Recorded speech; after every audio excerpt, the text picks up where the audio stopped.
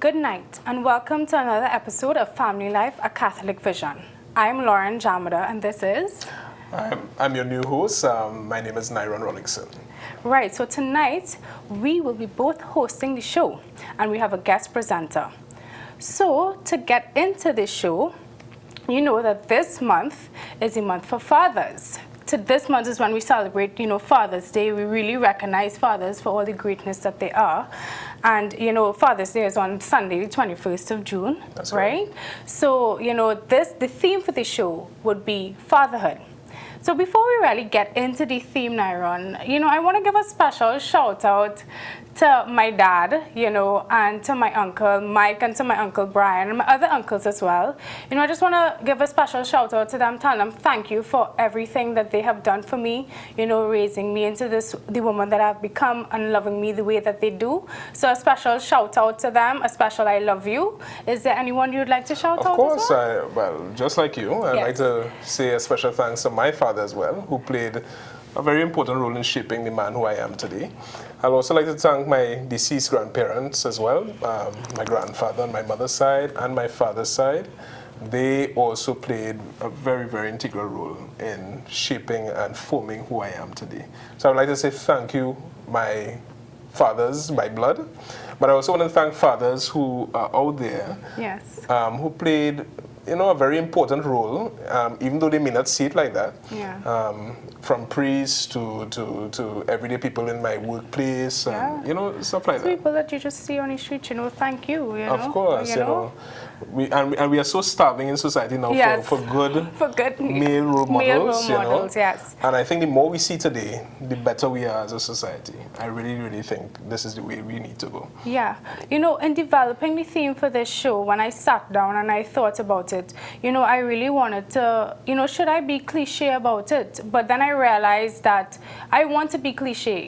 Because of my dad, I was able to know what love is, and I was able to identify, in choosing a partner, what I would like to see. Because growing up with my dad, I always saw a loving, caring, very attentive man, especially towards not only his children, but to his wife. So, when I'm choosing someone, I realize that, I want someone very similar to my dad, and especially, to my uncles. I grew up around it, so I want to be cliche about that, Right. And there's nothing wrong with that. Yes.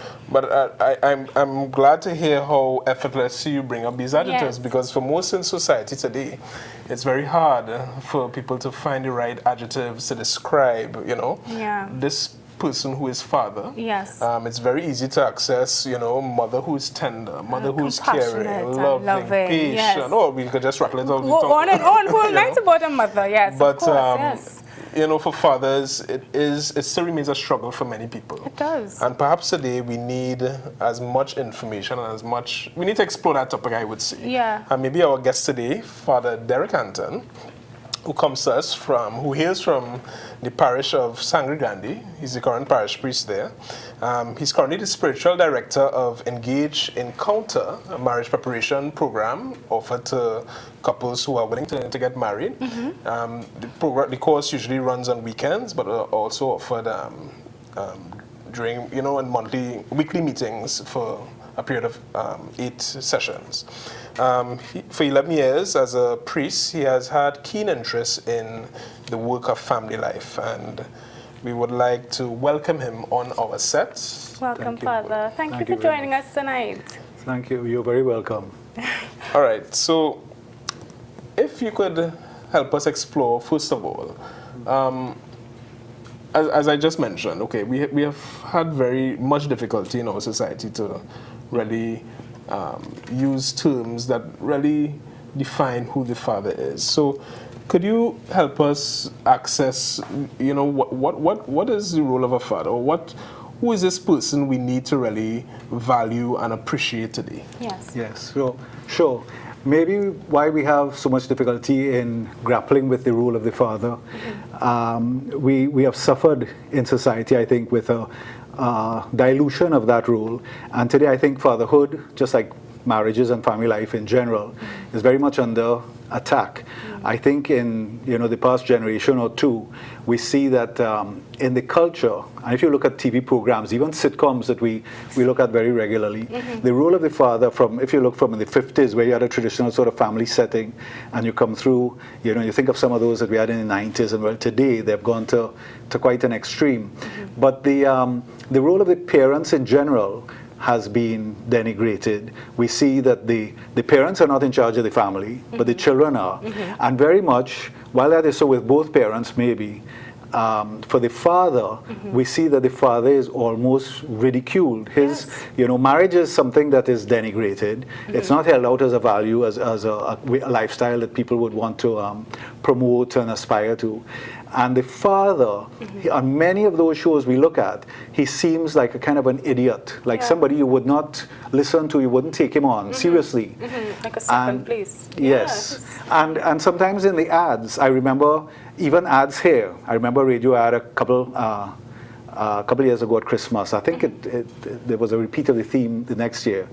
And there was a child and the father on the ad with what they're going to get for Christmas and so forth. And very much, the whole tone of it was that the child had a very mature, reasonable outlook, and the father was like a child. And he acted and spoke like a child. Right. And that is portrayed in the culture, and it kind of informs our subconscious. And so over many years, the role of the father in the family has been denigrated, his authority ridiculed, and there's been a confusion of his role, what exactly that role is. Over time, yes. And I would say that there's maybe even a bit of a parallel in the spiritual father, so that the importance of that role has also been questioned in recent times. There's been confusion and questioning of what really the priest is, and so we see that maybe both those roles of father have been, the young men have not been attracted to either of them. And so maybe that's why today we find ourselves, what really is the role? Because over many years we have kind of downplayed it, and maybe that is also part of what we have, the whole character of the male, over the past couple of generations. The kind of pendulum has swung, and the male is sort of under threat in society. Well, perhaps can we retrieve what was this original understanding of fathers that most people in society accept today? Right. I think that, certainly, and maybe we can do it even by comparison with the role of the mother to kind of get an idea. Because we, as you were saying just now, we look at the mother in a very important role, the nurturing role, caring, showing empathy, wanting to understand, wanting to analyze, and so forth. And it's not that these attributes are, sort of her purview alone and not the father. Certainly we want our fathers to be loving, and so, but the mother has a sort of a predisposition. It's sort of like her forte. Yes. Whereas the father tends to be, he connects the children, he connects the family with society, with the wider community, and even the wider community that is the church, the body of the church. He tends to be more, a man tends to be more sort of a pragmatist, one who is sort of action-oriented, who wants to solve problems, who wants to make a decision and get to the bottom of it, sort of thing. So we see that there's sort of a different perspective in working out family issues, and so and the thing is that neither one can operate on its own or is exclusive to the other. We need the two of them working together. They're very much complementary roles. Right. So Father, before you go on, you said in your first point, you mentioned that the father connects the children with the outside, and you drew examples like the church. Can you just be specific when you talk about that point? Can you shed some light on it? Give an example, maybe. Right. There was I've heard statistics used on TV, and I'm not sure if they were more recent surveys, but I came across one. It's a good 20 years old now. I think it was in '94, done by the Swiss. And they found that in terms of parents bringing children to mass and practice of your faith, that when the father and the mother took the children to church, I think it was 33% of the children persevered in regular church attendance. If it was only the mother who took them and the father was non-practicing or just out of the picture totally, it was only like about 2 or 3% who continued. If it was only the father who took them and the mother was not there, non-practicing or irregular in practice, it went up to like 38, between 38 and 44%. So there's a huge gap between the mother alone or the father alone. And why do you suppose so? Well, there seems to be, I'll tell you one other statistic I heard, I can't remember the figures, but it was said recently that in conversion to the faith and so forth, that if a father converts and goes to another faith, more than likely the whole family will follow. If the mother does it, not necessarily so. There seems to be something that a child looks at with a father, that the father has a very special role in prayer and in the practice of his faith. I mean, we can think of biblical figures like Saint Joseph, who who would take his family every year up to Jerusalem for the festival of the Passover, who was a man who listened to God, and when he was directed to protect his family, to protect the child, and went to great lengths, inconveniencing himself, but was very faithful to hearing the Lord and looking after his family. And he was there with them. And it seems to be, I can't say that I can tell you exactly how it works out, but it seems to be there. The proof of the pie is in eating, so to speak. Right, so that brings me to an example, because growing up, my dad he was the one who always took us to church. My mom would be there, but most of the times when mom couldn't make it, dad would always come to church, and he's the reason why it is I still go to church, because seeing my dad go to church, it's almost, I just feel the need to go to church because he's culminated that within me, going to church and the meaning of going to church and the practice of going to church. So I am living proof of that example that my dad really has set the path for me with that, connecting me to church. If I and that's a perfect example. If I could tell you something a little bit on the negative side, I had this young man, a parishioner, who I came across, ran into outside the parish a few years ago, and I said to him, well, I haven't seen you in a long time. Parish priests like to put people on the spot. And he said, well, it's true, Father, but I'm going to start coming back. So I said, well, good, but what made you change your mind? He said, my 6-year-old son. The 6-year-old son used to come to church with the aunt and his mother and so forth. And he was heard to say, this little boy, this 6-year-old, that I'm going to church now, but when I get big like my daddy, I'm not going to church anymore because my daddy doesn't go to church. And he also said, church is something for women. So he saw that was a negative example. And the father said, with perfect response, he said, well, I'm going to start coming back. To church, that's a very interesting point to bring up there, Father. Would you say that the church is meeting the needs of the modern male, given that more women go to church? I mean, it's evident, and this is something faced across denominations, I would say. At least in the Christian faith, I can't speak for the other religious beliefs in our society, but yes, would you say that in your experience, even as a parish priest and stuff like that, what do you think is basically obstructing males from being attracted to what we call church today? Well, that's a very wide question and a difficult one to answer, I'm sure. But I think that that in my own thinking has been over several years that the male, whether in church or in society in general, has felt sort of sidelined and is struggling. It's somewhat of the old situation of the pendulum swing too, that at one time there was a dominance of the male, and then in the last couple of generations we have had the whole movement to respect the dignity of women, and they have taken their place in the workforce and so forth, and doing non-traditional roles and so forth. And I think what's expected of the man as well, that yes, in one sense, we still want you to be provider and defender and protector of the family, but we want to see your feminine side too. And we want to see, and as I said earlier, it's not that the man shouldn't have that caring, loving side. He ought to. But there was an expectation that maybe he felt he couldn't have met. And I've always felt for some time that we should do some studies in terms of how the male has fared through all of that. I think some studies have been done. Some things I've come across myself.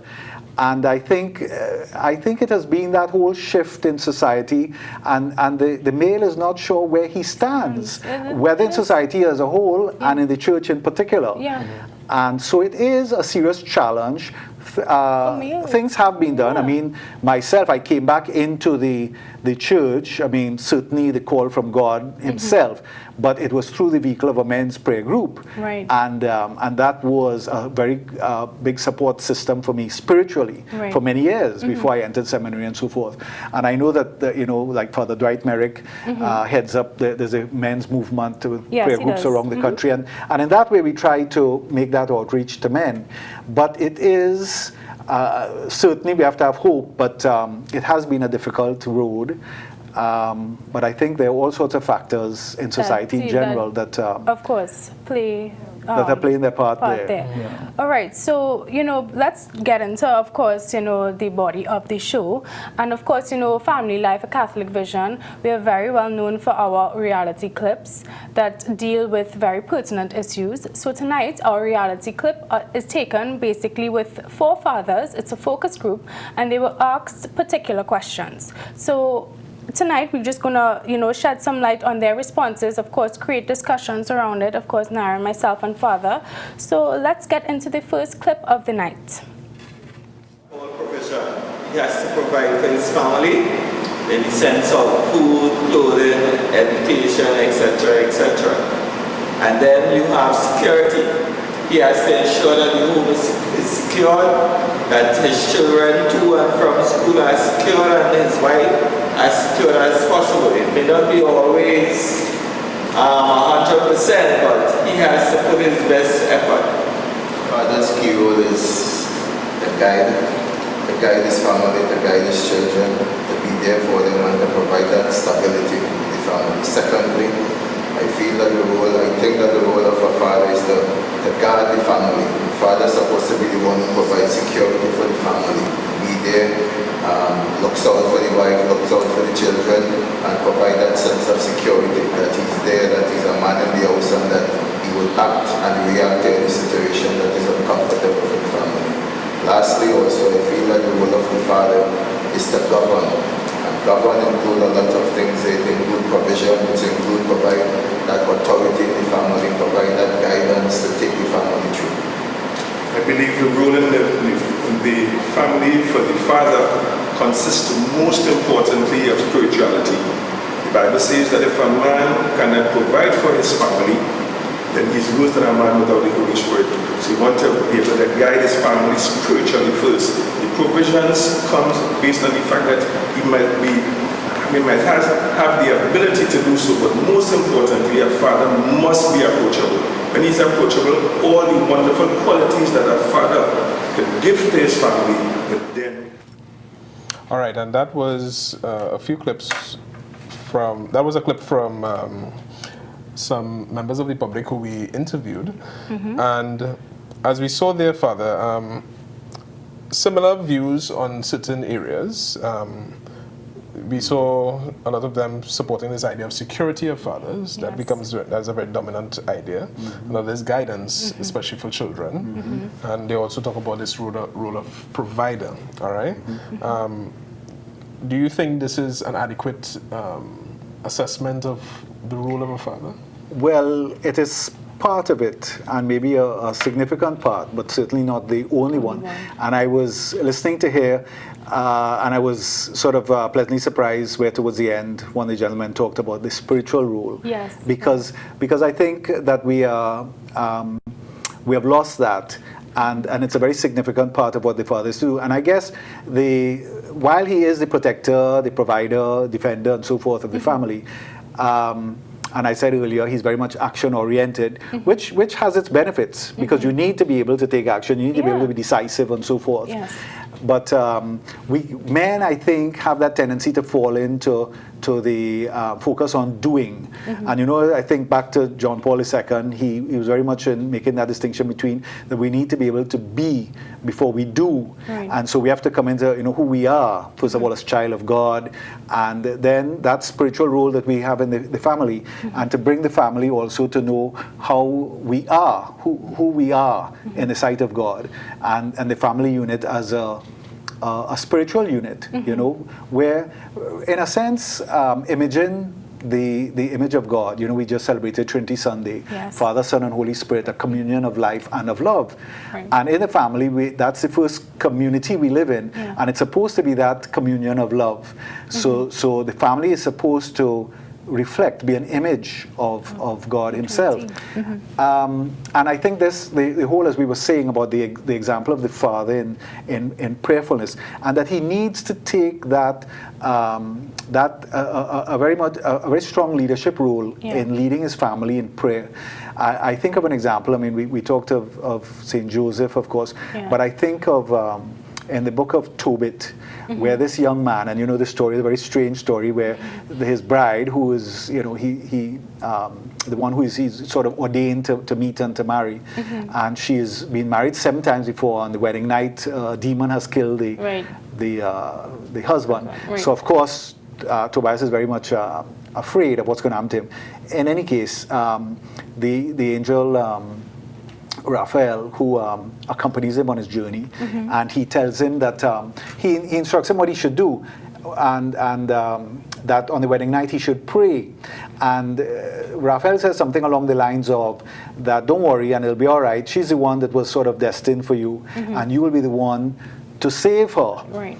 In fact, well, that on the wedding night, and I use this very often on wedding homilies, there's this young man with his bride, and they begin their marriage praying together. He encourages her, for the two of them, to pray together, and they pray this prayer of thanksgiving for what the Lord has done, you know, bringing man and woman together, that is grand design, but also for themselves, you know, and that they should see their children's children and so forth.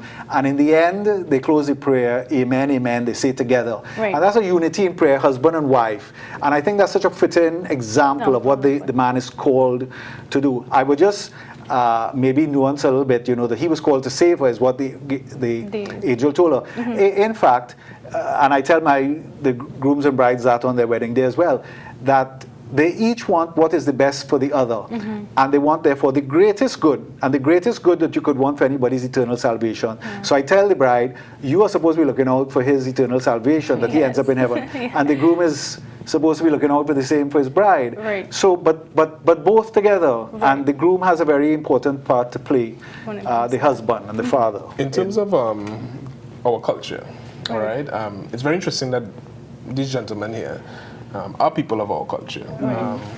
Do you think our culture lends itself to these carefully defined rules? Do you think our culture is working against, you know, what is supposed to be, what is supposed to be? Fatherhood. Because we love, I mean, our culture loves to talk about the Hona man. Yes, and loves all to these talk about different things. Yes. a lot of negative Attributes, images of men. Yes. So we have a serious hurt in our culture, Yes. which is not unique to us, although it seems to be pretty entrenched here. It really does seem to be unique. It's pretty it's entrenched, but I'll tell you a statistic.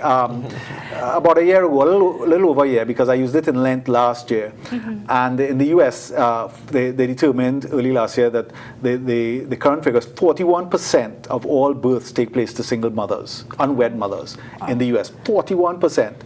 And I gave that statistic in a very remote, rural community, very small community, in a Lenten retreat last year, and sitting in the congregation, and you know, was probably one of 2 or 3 males. Most of the were females, and he was the elder of the community. And when I said 41% in the US, he called out from the back, "It's worse here." And I take it he knows what he's talking about. Yes. And I think that it's a very real wound we suffer from. Yes. I think we're in denial about it. And when you're in denial of anything, you can't do anything to make it better. I think that sometimes our denial is reflective of, that to say it and to identify it is also it is also a hurt. Yeah, you so know? you need to be able to but identify we need that to go pain. beyond that. The Yeah. whole analogy of the surgeon, and you have to go through the surgeon's knife in order to bring the healing. You're right. I think we need to admit that hurt, Yes. own up to it, that this is our reality, and then start to do something about I it so believe that we so can too, work towards Father. the ideal Yeah. of that we're not living. Yeah, I believe when you identify your pain, when you identify that you are hurting, that is the first step to any kind of progress that you can experience. Because if you're living, as you said, in denial, I mean, basically, as I say, you're living in a pity party because you're living in denial. You're basically feeling sorry for yourself.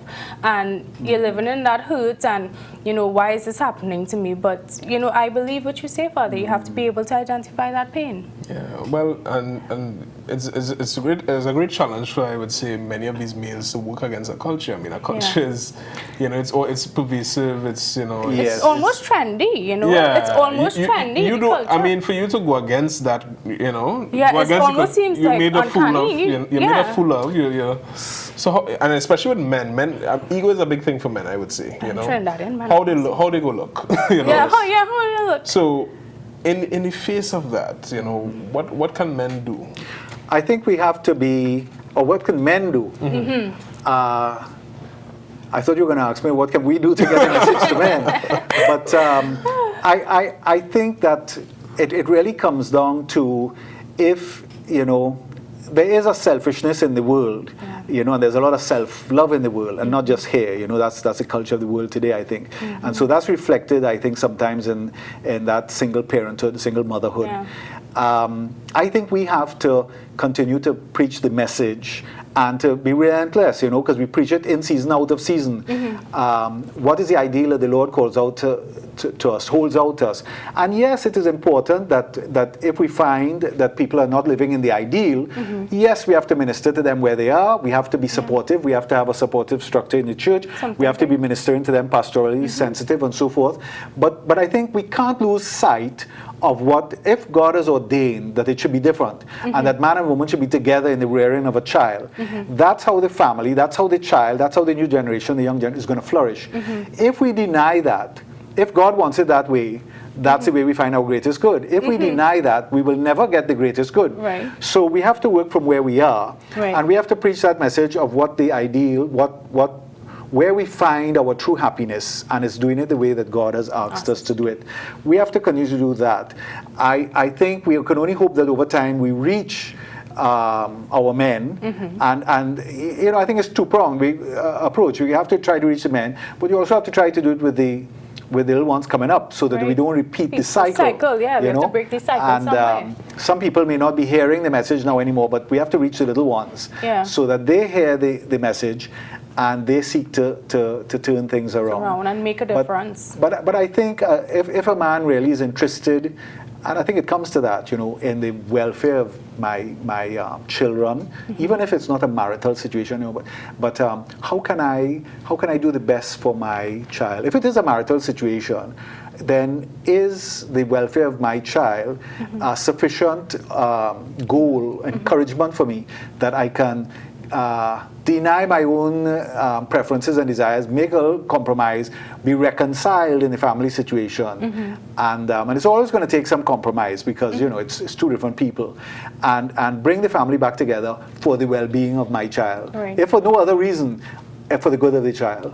So many statistics, and I mean common sense, but have shown that divorce hurts children, children and women, but the children are the most vulnerable. So I think it's just coming to that acceptance and realization that my child is important, this new life. Yeah, so should we get into the next clip? Yeah.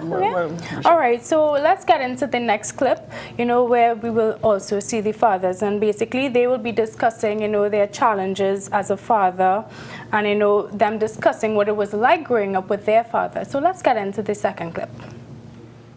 Biggest challenges in being a father is when you see one of your children going wrong.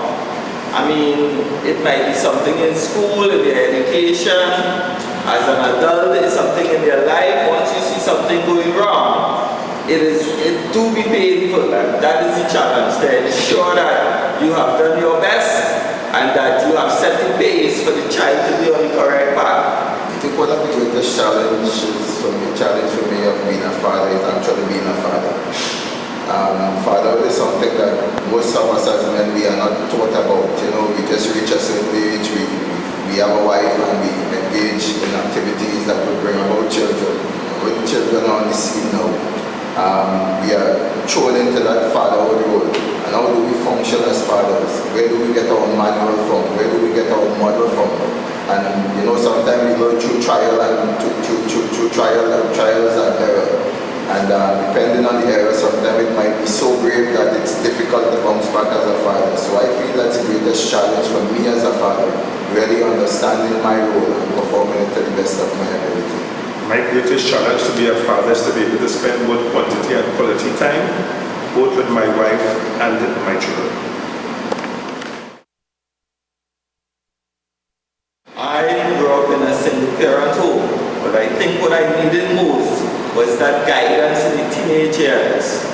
As a teenager, you go out there, sometimes other boys will indulge you in things that you don't know right from wrong. I think that is what I needed. The leadership, the guidance, the examples to see where I'm going wrong, or to tell me, hey, if you do this, this is going to happen. That is most important, or to me. As a little boy growing up for me, I didn't have much expectation of my father, because the society or the community in which I grew up, father was like just being around for the family, you know, being a provider. And I have grown over the years to understand and to expect as a father, the major role is to provide. But now with education and with enlightenment, you know, there are so much other avenues or so much other concepts that actually, or skills that actually makes a father a good father. But now, in retrospect, I think that my father was, even though maybe I didn't have the expectation of him, I see that some of the qualities that exhibited in a good father, that he actually had those qualities. My father died when my mother was pregnant with me. So my mother had to wear both hats, as a mother and a father.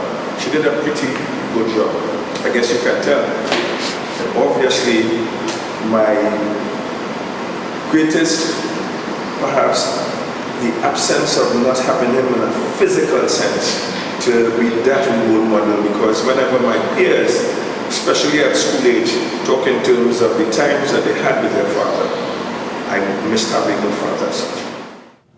All right, and welcome back. So a lot of Some things shared we- moments yes. there, yes. some very pertinent points, and I would say deep reflective contributions there by our interviewees.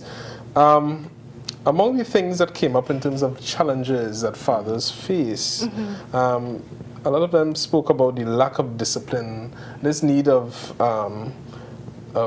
guiding children to, you know, the correct form of living and stuff like that. It seems as though we know this by instinct, but what is happening? I mean, knowing it and there seems to be a kind of A disconnect. A disconnect. Yes, all right. between the two. And and I don't know. In your case, have you experienced such a disconnect between lack of, you know, your father wanting something of you, and then you're not seeing that in him or something like that, or he has been more consistent in your case? Well, my dad has always, you know, growing up with my dad, yes, they have had moments of disconnection, you know, and of course in any, you know, family relationship, there is, you know, mishaps and stuff like that.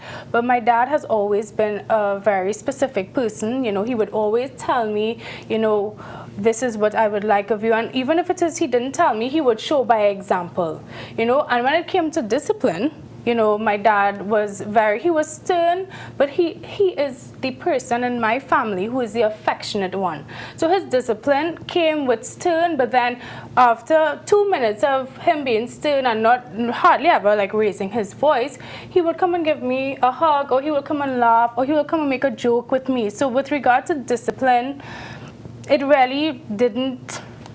It was more of a, I would say, still a mixture of being strict and affectionate. You know, it was never really anything to, you know, traumatize me, I should say. Yeah. In case of, in terms of guidance from my father, all my father had to do was give me the look, you know. Yeah.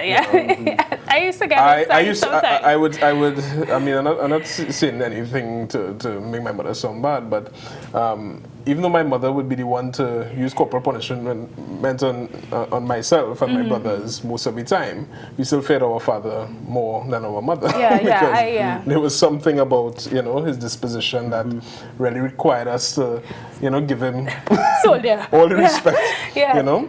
But anyway, but coming back to that, yes, considering what our interviewees said, what do you think is this disconnect going on? That we say that, okay, this is what we expect of children, but yet, you know, fathers are not being what they want their children. Want of their children. I think, well, so many things come to mind, but I think, you know, when you talk about the discipline and how it is carried out and so forth, I think you talked about the look of the eye, which is something that today children don't know that. Yeah, and you know why that is? Because you have to be there to give the look of the eye. Yes. And we have a lot of absent mothers and fathers, you know, but a lot of absent fathers who are not physically, they may be in the home, but they are emotionally distant, they are absent, they spend most of the time, you know, out in the workplace or outside of the home, not focusing on their responsibility there. And I think it's important to be there. Availability is important. One of the interviewees, as you call him, talked about not being taught when he was growing up of how to be a father and so forth. And I think, you know, Family Life Commission, I guess we have to continue to do. We have the parenting courses, and I think we have to go back into even teenagers and have remote preparation for marriage, for being a parent. A lot of the teachings, theology, the body, human sexuality, and how you live that out, and fruitfulness, and so I think we have to do a lot of remote preparation that we didn't have in the past. But I'll say this too, that besides the formal teaching, if you approach your fatherly role, or indeed mother, but we're talking of fathers here, if you approach your fatherly role with heart, availability is important. Because, you know, you may not feel you have all the skills, the formal skills in the world. But if you were there and you're available, the interaction, just that you are there. There was one statistic I came across, I think it was done some years ago too, 1999, and there were 12 to 15-year-olds, so young teenagers. Their single greatest concern, 22% of them, that they wanted their parents to spend more time with them. The number of the percentage of parents who thought that was their single greatest concern was 8%. So you see, there's a disconnect there. The children want the parents to be there. I mean, it's the same thing I think as a priest. Sometimes in a pastoral situation, your availability, you may not know. You know, we all go through it. To say in grief situations and so forth, you are never able to come up necessarily with the right word, and people don't want you to have the right word to say at that time. They want your presence, and your presence being there, that will be enough. And the Lord will give you the opportunity to you know, whatever words are necessary. I think it's the same thing as a father. That if you're there, you have the opportunity to interact. Just do simple things, everyday things with your child. And that says a lot. I think a lot of our children today are hurting because they know that you haven't spent enough time with me. It says that you don't love me, and even if you are wrong, you're not spending the time to tell me what is the right thing to do. And I think a child knows that you don't love me enough to tell me to do the right thing. I think we suffer from that as well. All right. Just to bring up another point, one of the final interviews on the second part of the clip, when he was speaking about his mother, his single mother, who was able to do such good work in terms of forming him as an individual. I mean, so often we make the emphasis that yes, fathers are important and stuff like that, but here it is, there are women who are doing both the roles of mother and father and doing it successfully. Should we just ease up a little bit instead of coming down hard on people who think, you know, that important question. I think, well, we have to make a distinction, two different situations. One, like in his case, where his father passed away, and didn't abandon the family, you know, voluntarily. Because because there you have, well, in his case, he didn't know his father at all. Sometimes Right. the child is a very young child when the father passes away. And even in that few years, the child is very impressionable. The father can have an example, a living, well, pass on an example to the child, and sort of that's Right. their heritage, their inheritance from the father. But and certainly it can be remembered fondly, you know, when your father was there. What it It's was a like, different thing, and you then have to make the best of that Situation. somewhat imperfect situation. Is different to a father voluntarily abandoning or distancing himself from his family, because that's a situation now where you're going to feel abandonment, you're going to feel hurt, you're going to feel being unloved, rejected. Right. And I think that's a wound that many of our children feel today. Right. So there are two different situations, but in the whichever one, however it came about, that the mother has done a tremendous job. And sometimes you can't deny that. Yes. But there are still difficulties. One, I know of a particular mother, and she had 3 young children. Well, at the time I'm talking about, the eldest was probably 12. And she was on her own. She was covering 2 jobs, one of which involved some shift work time. So that limited her time being at home with these children. No father. This was not a situation of a deceased father, you know. And I say, look at the pain that family was in, that mother trying her best, To and make ends you know, meet. to make ends meet, Yeah. to be there for the children, To be this- and you know, so we don't do that by design. Yeah. In a sense, you know, God holds out for us the gold, you know, and yes, there are times when, through natural causes, Things both may happen, not be be around, around, right. but we certainly don't set out to try to get the bronze, Right. or not to finish the race at all. Yeah, we you set know, out for the goal, huh? we seek for the goal because and what God offers us is the best. Right. That's what we should be seeking for. Right. You know, and we try our best to achieve that. Now, moving on to another issue, the role of, I mean, we are talking about fatherhood here, not just about the fact that they are masculine or male and stuff like that. They are. But they are. But they are. Yes. And they are also a member of a family, all right? Right.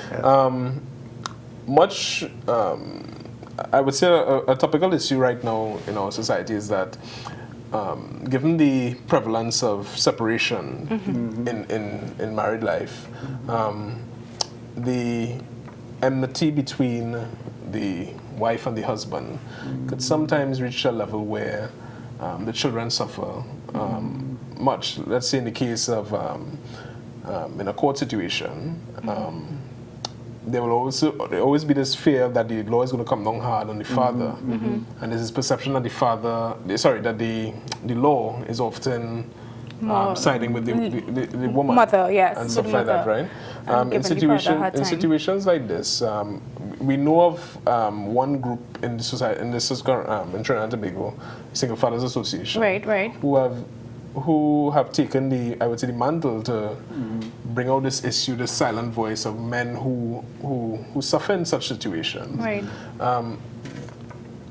Talking to women out there who are faced with this situation, how would you recommend, one, how they should treat this issue when it comes to their children, and secondly, what steps could the father take in order to mend such situations?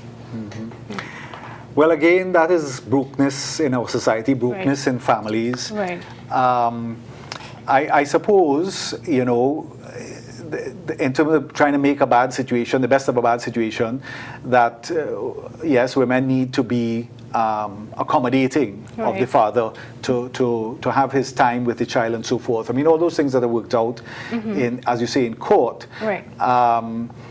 I said earlier, on the father's part, you know, if on both the mother and the father, if they value, even if it's for the sake of the children, but in terms of the well-being of my child, who is not going to flourish. And there are many statistics that show what happens to children of divorce and of single parents, and so that they Right. don't do as well in society. They don't do as well, you know, personally. Personally, In those situations, if the well-being of my child is there, if for no other reason, can I make the effort to be reconciled in this family situation.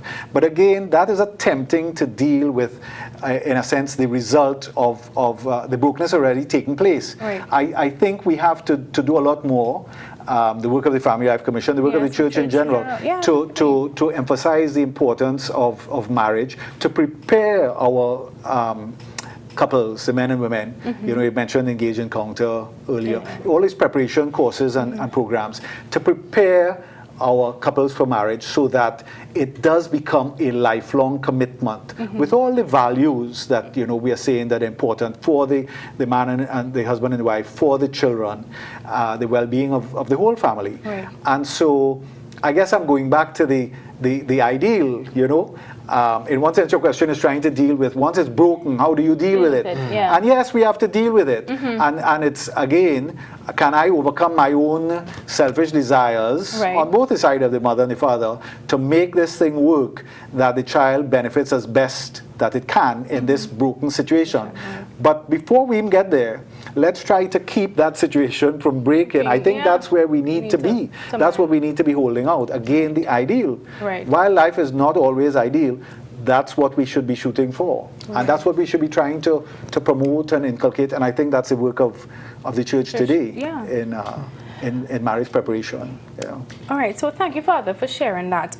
Let's get into the third clip, which is basically the fathers discussing, you know, the kind of pressures that they feel when they, you know, from society. So let's see the third clip. As the breadwinner in a family, I feel that career-wise, fathers do feel pressure. There's always that push, that drive to reach to the top. And sometimes in reaching to the top, a man may have to ignore his family at times. A man may have to be out there 7 days a week at times. Sometimes 16 hours of the day he's not home. I feel these are the pressures that really affect family life. In addition to fathers, I feel men as a whole face pressure from society. In that society looks at men as being the macho man, being the breadwinner, being this man who stands strong and this man who is fearless. As a result of that, the man needs to be so much more than he is. And sometimes as men, in the home of origin that we grew up in, we didn't see that those qualities being exhibited from our father, and we actually learn through modeling. So becoming a man, becoming a father now, we are thrust into a role that you know that we need to learn on our feet. And sometimes as men, the pressure is on us because society is looking at us. Problems in society can be more attributed towards men, or men not being around, or the lack of men being men, or maybe men actually standing up and being strong.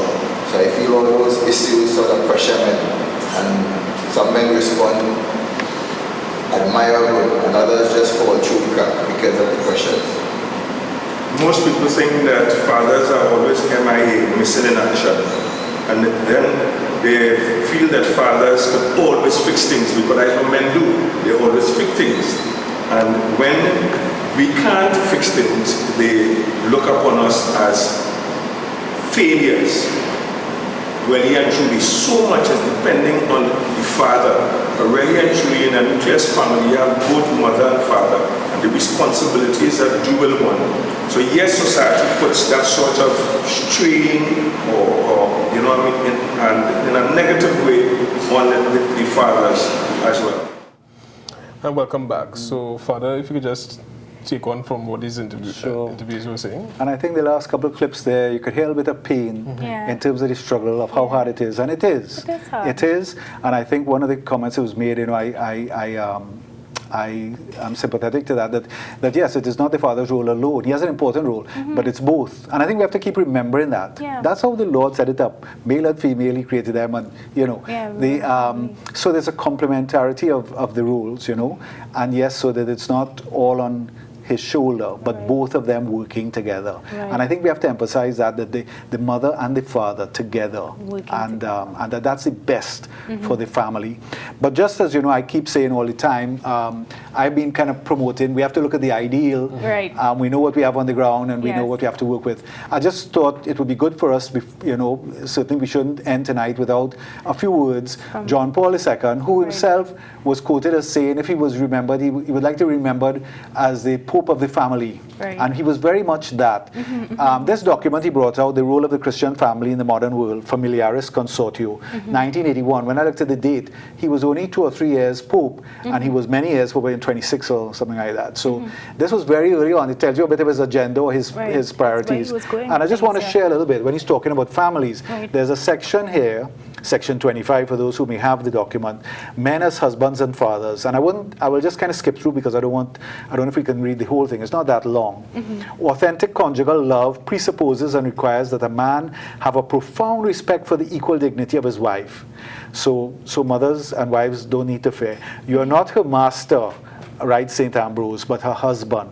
And he talks about St. Ambrose talks about reciprocate her attentiveness to you. So the wife must be attentive to the husband must be attentive to the wife, and be grateful to her for her love.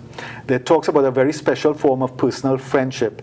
It talks about a new attitude of love and manifesting towards his wife a charity that is both gentle and strong. Right. And maybe men sometimes find, how do I mix those two things? Together, yeah. And but that's something we have to grapple with. Yes. Love for his wife as mother of their children, and love for the children themselves are for the man the natural way of understanding and fulfilling his own fatherhood. Above all, where social and cultural conditions so easily encourage a father to be less concerned with his family, or at any rate, less involved in the work of education, efforts must be made to restore socially the conviction that the place and task of the father in and for the family is of unique and irreplaceable importance. I met this gentleman about a year and a half or less than that ago, and he had 2 teenage daughters. This man exuded happiness from his family. He couldn't understand men who would have to go and have a drink after work before going home, because as far as he was concerned, his wife and his daughters were his happiness, and he was going where he was happy. And he would go home, he'd spend time with them, talk to his daughters about school. They would tell him about school. He would go to PTA meetings, and they would think, but you're a single father? And he said, no, I'm interested in my daughters. And his daughters were flourishing. And when people told him, but your daughters are bright, he said, my daughters are not bright, they're just happy. And so he believed that he made his daughters happy, and they flourished. So as experienced teachers, the absence, and we've been talking a lot about this tonight, of a father causes psychological and moral imbalance and notable difficulties in family relationships, as does, and he talks about the contrary circumstances where you have an oppressive presence of a father, especially where it still prevails that phenomenon of machismo. So we were talking about this earlier. You might have an extreme, a distant or absent father, but then on the other extreme, a father who is sort of oppressive. Both of them are not, neither of them is good for the family. In revealing and reliving on earth the very fatherhood of God, and the reference is there to Ephesians 3:15, a man is called upon to ensure the harmonious and united development of all the members of the family. He will perform this task by exercising generous responsibility for the life conceived under the heart of the mother, by a more solicitous commitment to education, a task he shares with his wife. So it's not the burden is not on him alone. He shares that with his wife. By work which is never a cause of division in the family, but promotes its unity and stability. Certainly his focus should not be there to the exclusion of the family. And by means of the witness he gives of an adult Christian life, which effectively introduces the children into the living experience of Christ and the church. That last point is a very important point, because when we talk about teaching, and yes, teachers of the faith, nurturers of the faith, both mother and father, but the example of a Christian life well lived. So again, we might not think we have all the skills or all the knowledge that we need, but if we live that Christian life, so the way we live our life morally and the attentiveness to the family, our children will learn from that. You learn from that, from your own father. And that is, so the availability, the attentiveness, and that witness, yes. Well, you realize with that sharing that Father just gave us, it really did sum up, you know, the role of the father. I would say the vocation. Yeah, the vocation of the father, and that is what we wanted. That's the objective of the show tonight, to really highlight and to bring to view, you know, for our audience who are watching, you know, what really is who really is daddy, you know, who really is my dad, what is a dad supposed to do, you know?